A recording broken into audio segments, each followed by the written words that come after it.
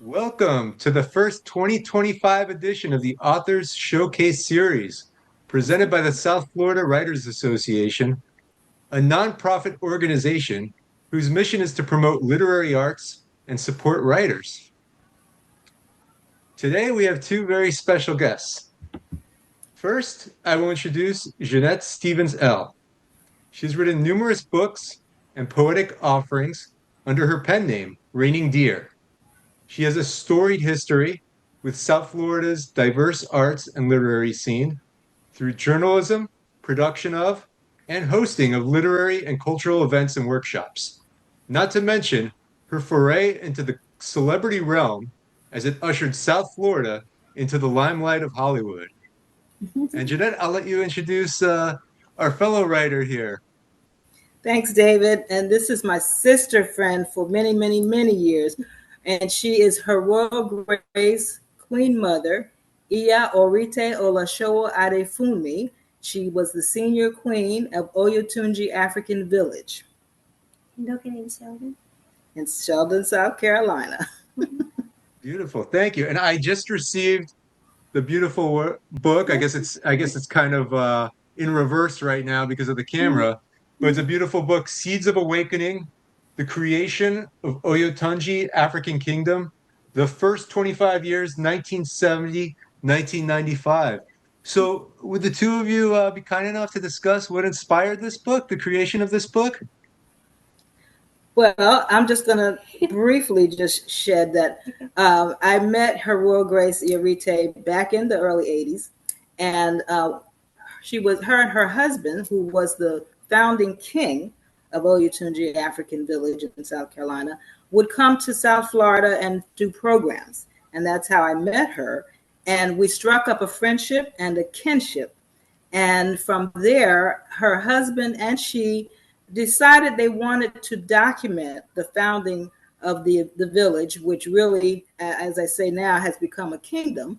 And they approached me about helping them to write and document the founding of the first 25 years. So more than 25 years ago is when we started to put this project together here in Miami. Now, Her Grace, you might want to add a little bit to that. I think you've done very well.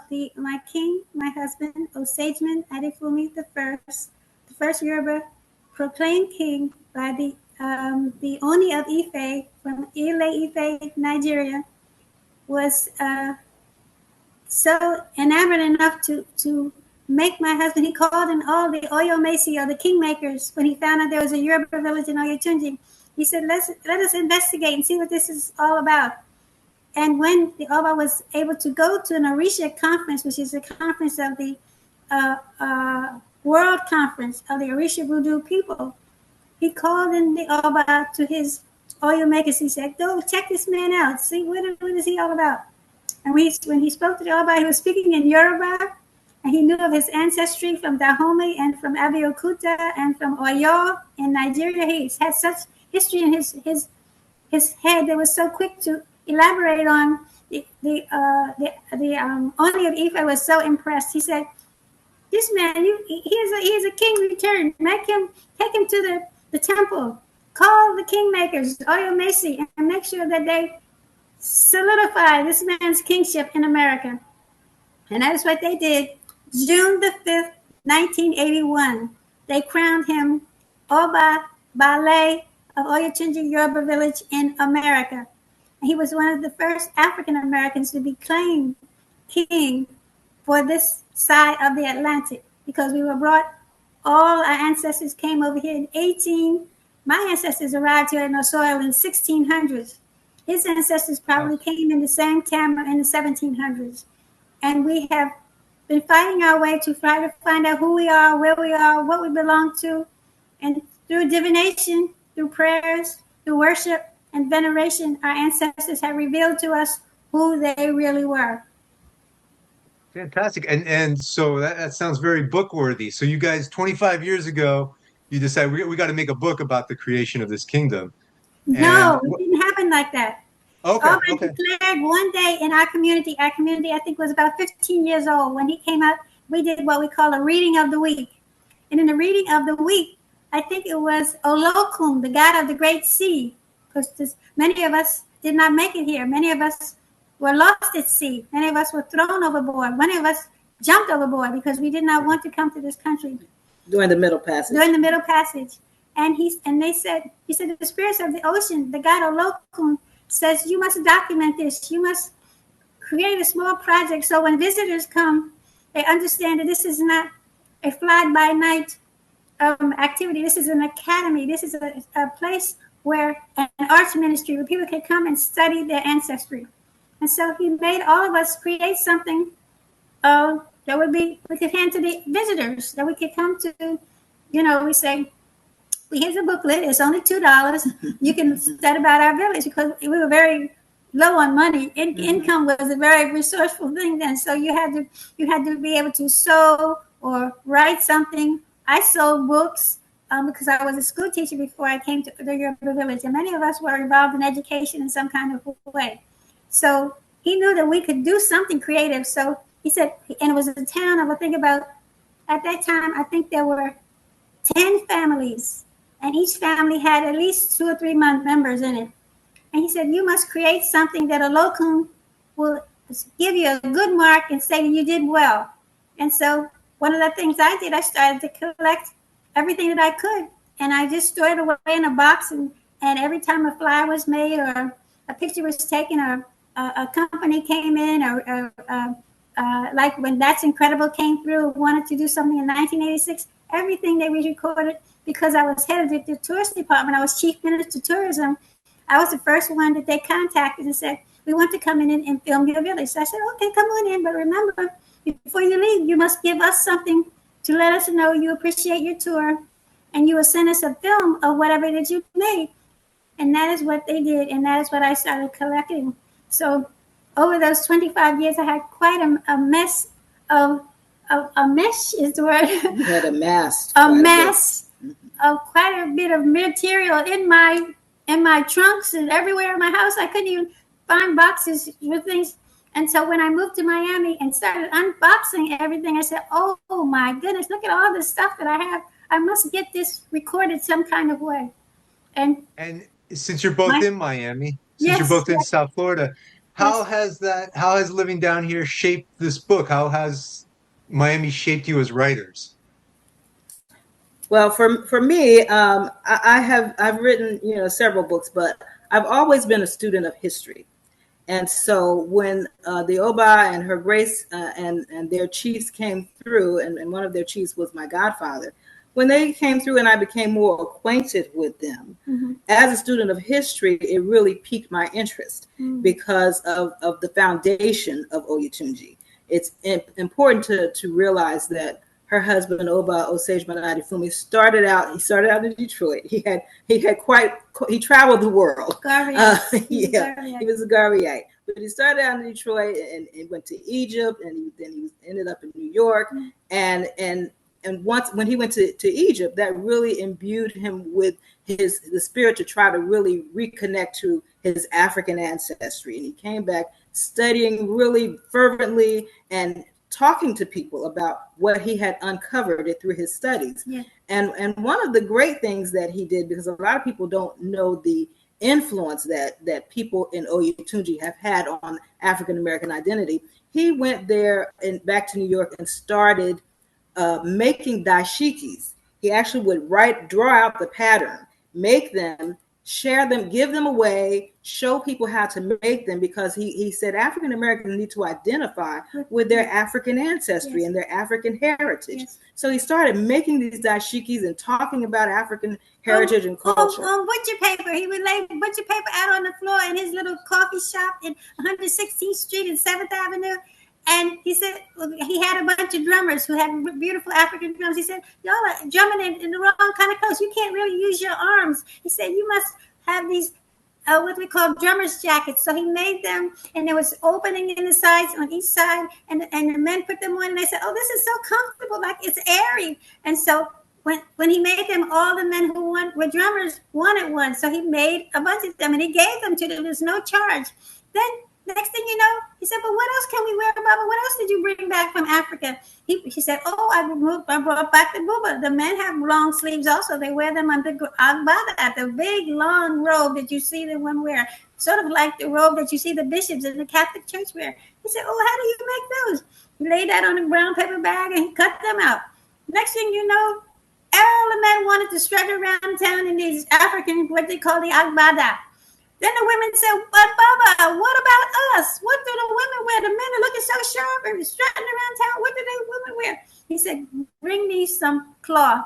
The women brought the cloth that they liked. He laid on the brown paper bag. He said, "The women wear the buba, which is covers their whole body, and the sleeves are wide and airy so that they can air out." And then he said, "You have the lapa, which is just a wrap, 2 yards of cloth, 3.5 yards of cloth. You wrap, you can tie it, or you can just wrap it and tuck it." And so all the women said, "Oh, that's easy. We can do that." Then the next thing you know, women started adding zippers. Women started adding ties so they could tie it and keep it from rolling down. And hence, African traditional attire was born. And they really loved the headdress, what we call the gele, because they could take 2 yards of cloth and make it all kind of fancy styles. And they were like hats. They said, "Oh, these like my grandmother's Sunday hat." And next thing you know, grandma wanted one. So it started in New York. Started in New York, right in East Harlem. It went across the country. And this is in the 1950s. Went across Oh, the wow. country. Okay, so this is... So the African cultural restoration movement started as a parallel to the civil rights movement. Yes.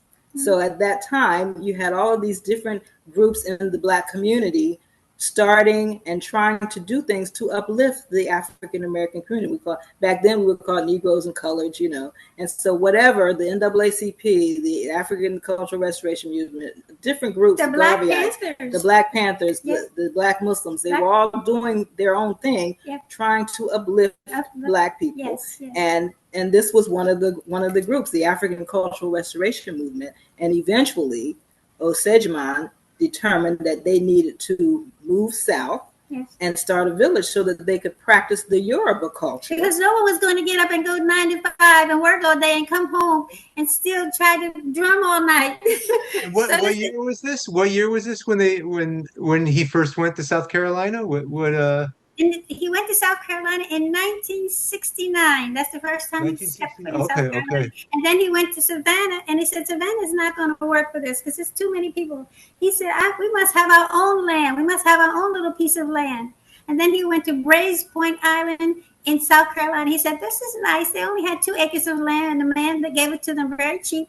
And they said that for 2 acres of land for 2 years, they had this little African village. And then the man said, "Well, y'all are expanding, and I need to sell this little piece of land, but I have another acre. I have 16 or 17 acres in Sheldon, right down the road." He said, "Oh, let us see it." So they went down there and they fell in love with it and said, "Oh my goodness, this is beautiful. 14 acres, 16 acres. We'll take it. We'll take it." He said, "Well, what kind of deal could we work out?" He said, "Don't worry, Baba, we got you. You tell us what you want. We're gonna make sure you get it." And we got it. It's amazing story of how we acquired the land and how the relationship with the man who sold us the land and his family lived long on in South African history, in South Carolina history. It sounds like there's so much history, there's so much of a story of this. How did you decide what was going to be in the book? How did you decide what part of the story? I started from the beginning. I think I started from the very beginning as much as I could. Because I didn't even get into the family until 1974. I was a 4th wife. Wow. And there had been a lot of history before so I had to be a good listener, and I had to record, and I had to copy the stories and keep repeating the stories to my children, and that is how we did it. And then the Oba, when they came to me with the idea of making a book, I was already a journalist. I had been writing for local newspapers in South Florida. I had been editor of Southern Dawn magazine. I did writings for the West Side Gazette in Fort Lauderdale, the Miami Times, which at one time was the Black Miami Times with Bernie Dyer. I think Sonny Wright had a newspaper. I think it was called South Florida Weekly. So I was writing locally anyway. And so when they approached me, and like I said, as a student of history, I said, yes, that's definitely a story that is important, because at the time, Oprah Winfrey had sent her team down, in 1988 Yes, and documented Oyotunji. And she had. But didn't Philip come before Oprah? I think he did. Philip Yeah. Michael Thomas of Miami Vice had went there and visited, and I was his publicist, Yes. and so he had told me about the village. Mm-hmm. And so once Oprah's show aired, and she had the king and some of his chiefs and wives on.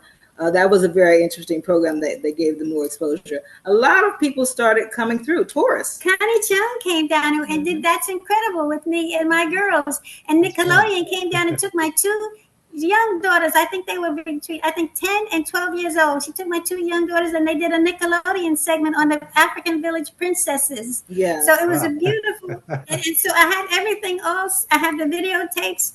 I have everything that we needed to bring those memories back and to record. Yes.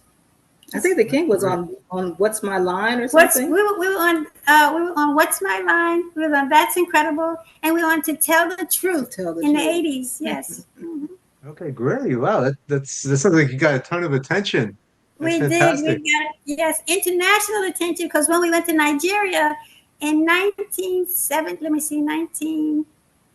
It was after Oprah, because when we were in Nigeria and we were at the bank in Lagos, and we're trying to exchange black market money and for regular, American money or whatever, Naira, Nigerian money.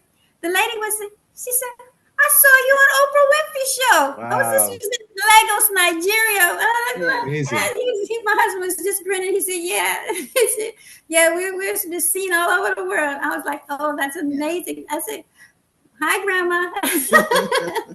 And so this book just came out? Did it just recently get published? June. In Okay, June so of 2024. Yes. in June 20. Oh, so that's exciting. So what's the response been? What has the response been for the book so far? It's been wonderful. It's been very wonderful. good. We just did a program in Fort Lauderdale at the African Research Library. Beautiful Kwanzaa program. And one of the things I like to mention, because we are in South Florida, the connection that Oyotunji has to South Florida, because the Oba Ernesto Pichardo, who's a Shango priest here, and some people know Mr. Pichardo because he went to the Supreme Court to have it argued the religious freedom that they needed, that the Santeros needed to practice their religion here, their practices here. Yeah. And so that impacted Oyotunji as well. His family, at the start of Oyotunji, went to Oyotunji and gave them Babaluaye for protection. Yes. And so they were instrumental in celebrating and supporting Oyotunji, because the king, Oba Adefumi, actually in 1959 went to Matanzas, Cuba, and was initiated there. Yeah, so his first initiation into the Yoruba religion came through Matanzas, Cuba. Mm-hmm. And when we went to Matanzas, when I went to Matanzas 3 years ago, I was so welcome. I kissed the ground. I said, thank you for the gifts you put through my husband's head, because through that head, and when he first went, he said he was a little afraid because his friend Chris Eliano, what he met in Harlem, he said, you're doing stuff you're not doing this right. You're doing Haitian stuff. You're doing voodoo. You want Yoruba. You want Lukumi. You want traditional Cuban religion. He said, come with me to Cuba. I will take you to a place called Matanza. I will let you meet my godfather. I will let you meet my godmother. And that was Baba Losha Ogunjobi and Ialosha Oshunwumi. By that room, may their spirits rest in peace, because they put a wonderful the head of Obatala on the Oba. And he was the son of Shango. They said, we cannot put Shango in this head. You will burn down your own palace. It's way too hot. We have to cool your head down and put Obatala, the god of Suru, the god of coolness, the god of patience, because what you have to do is going to take time. And so you must be patient. Yes. Wow, what a life you've led. What a life you've led. It's been wonderful. So this book is finished, it's out in the world. Are you thinking of collaborating on another book? Is there any more writing either of you are thinking of doing? There's lots of projects that can come from this. Mm-hmm. We were looking to do stage plays, films. I just recently wrote drafted a teleplay for a series that I want to do, a segment of a television series that is already in production, and I would like for this to be one of their segments. The sky is the limit with this, but it really is a movie waiting to be produced. And so we are looking towards that in the future. But with the reception that we've gotten, we're going to be traveling with it. We have an invitation to go to New York in March, and different places. So we look forward to continuing to spread the story of Oyotunji. It is a functioning African village that still exists after 50 years. With chiefs and priests there, and they're still welcoming. People go there and do their doctoral thesis. They come and visit, and a lot of tourists come through, and then they post things on YouTube and Facebook. A lot of our children have gone on to become great entertainers. We have people from Gainesville, Florida, people in Atlanta, people in New York, all over who started as children studying Yoruba tradition and music, drumming and dancing in Oyotunji, and now have gone on to dance with the great dancers and drum companies. Yeah. So it's amazing how we have, evolved from just a little tiny low country village to spread out all over the world and and bring our children to understand the power and the root and the understanding of the ancestors and who they were. And even though we were roots with the Castan roots, we were Kunta Kinte, and I was one of the dancers in the Yoruba temple dances and drummers in the film Roots. You can see me dancing. Wow. Yes, and I was also the production manager for that for our village, and did the housing on Skidaway Island in Georgia for our community. And there was a young man there, Lynn Stallmaster. He was a producer, and he wanted to interrupt my drive because I was one of the dancers. And he looked at the dancing group and he said, "Oh, you're too light skinned. You're supposed to be African. You can't do this." Alex Haley went to him. He saw me crying at the bank. He said, "Why are you crying?" I said, "Lynn Stallmaster told me I was too light skinned. I couldn't be African." Oh, wow. Alex turned red as a beet. He said, "What is this man talking about?" He said, "Africans come in all colors and shades of the rainbow." He went over to Lynn Stallmaster and said, "Look, you put my lady back in that dance line because we got film to do. We ain't got time for your foolishness." And next thing I knew, I been whizzed back into the dance line. We were doing Funga, Lafia, Ashe, and it's on record on Roots, segment 1. You will see me dancing with the dance company. Our drummers were dancing. Our women were dancing. Our drummers from the village were drumming, and our men helped put the thatch to roost in the huts in the Yoruba, in the African village, in the production of Roots, segment 1. Wow, sounds like there's so much of a history in this. I'm sure people are going to look forward to reading this book. Thank you. Again, it's in reverse, but actually, it's not. We can see it clearly. We can see it clearly. You can see it clearly. Okay, it's just me. It's just me who sees it in reverse. Okay, yes. And it's available Amazon, bookstores everywhere, or yes, where can people get it?